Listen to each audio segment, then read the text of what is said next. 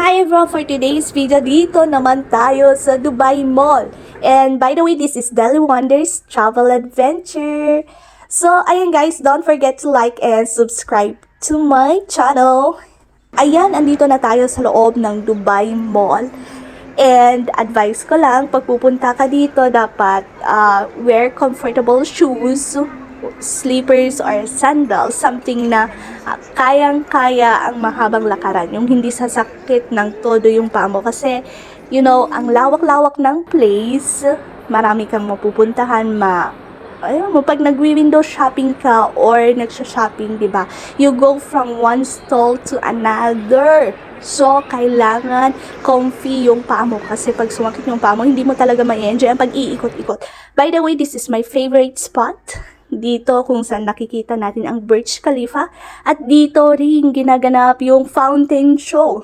So, nagaganap to tuwing hapon. Ayan, ang dami-daming tao. So, nasa likod talaga ako.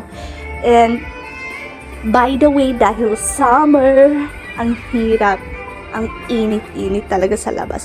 Basang-basa ako sa pawis, honestly. Pero, the experience is really, really amazing.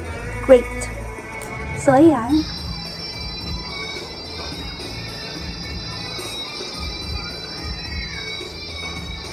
Yan pag hapon 6:30 yan. Pero pag gabi naman, ito yung itsura ng mga buildings. Grabe. Ang ganda. Pag nakailaw lahat ng mga ilaw ng mga buildings, ang ganda. So, ayan yung Burj Khalifa, di ba? Tallest building, I guess. Tapos, ayan, di ba? Nagkataon na walang masyadong tao. Kaya, may chance na mag-video, ganyan.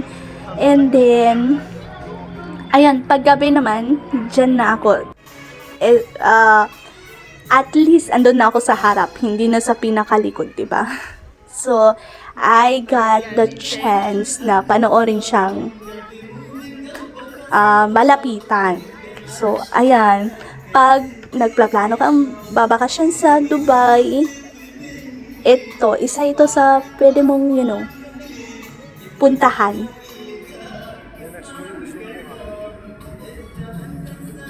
Yan. So, I hope you enjoy, guys.